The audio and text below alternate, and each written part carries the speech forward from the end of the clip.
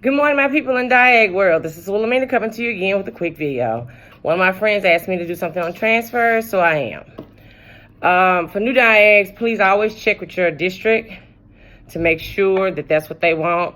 In our district, an administrator doesn't have to be present, but and also you can just call the parent and let them know you're holding the meeting. Really, they want to come, but really they don't have to, but you still need signatures.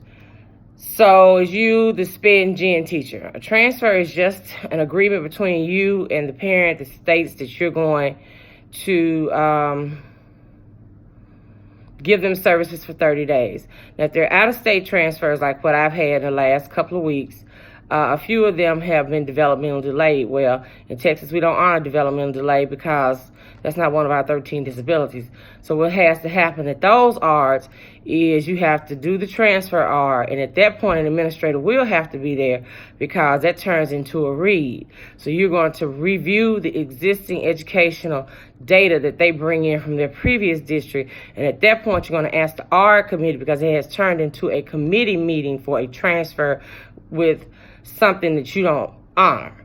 You're going to ask them, and normally they're out-of-state kids like from Louisiana, Mississippi. I found a few from New Jersey that I've had, things like that they do developmentally delayed.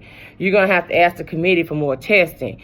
And usually, if you can do a COG and achieve, ask for cognitive and achievement, you don't need to do assistive technology, emotional, social, and all that stuff unless you saw that on his IEP. The IX on control placement. So in my district, when we get paperwork where it's developmentally delayed and they may have other things that you think might be autistic, we have to send it to the people to tell us where to place them. But in the meantime, you still have to do that transfer. The easiest way I know to do a transfer is this, especially if you work in 2 schools like me. Last year I only had 1 school, but I have 2. My heaviest school is on Monday, Wednesday, and Fridays because they have more units. Tuesdays and Thursdays is my shortest school.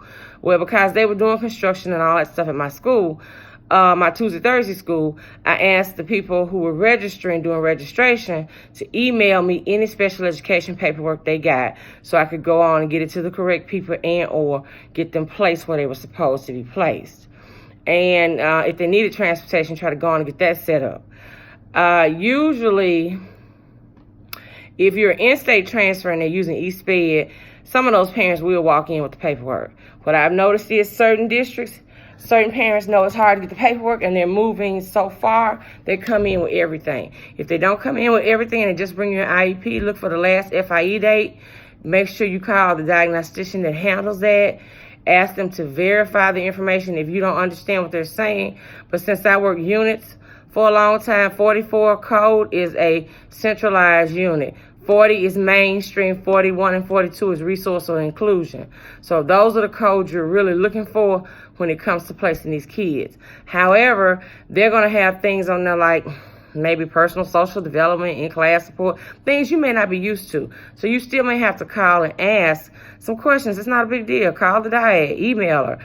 Usually your best way, if you're calling districts that are very busy at the beginning of the year, is to call them, ask for an email address, and ask somebody to email you the information that you need, especially with out-of-state students, because if they don't use eSped, that's the best way to get it. You still have to go through T-Rex if you're in Texas, but usually you can find a really nice diagnostician sometimes that'll go on and send you their paperwork, and we don't have to worry with T-Rex because they're out of state, they don't have eSped, it doesn't matter anyway, and they were going to email it to somebody, so it might as well be you. Once you discover your transfer, you got 5 to 10 days to get them in. If you don't need an administrator at your transfer meeting and you're going to accept everything, once you decide that you're going to accept it because it's an in-state transfer, you have comparable services, then you go on and set up that permanent placement ARD. During that time, during that 30 days, that gives that teacher a chance to figure out what they need to do for that kid. After that, if you have to test, then you're going to do that during that transfer read meeting to figure out what you need.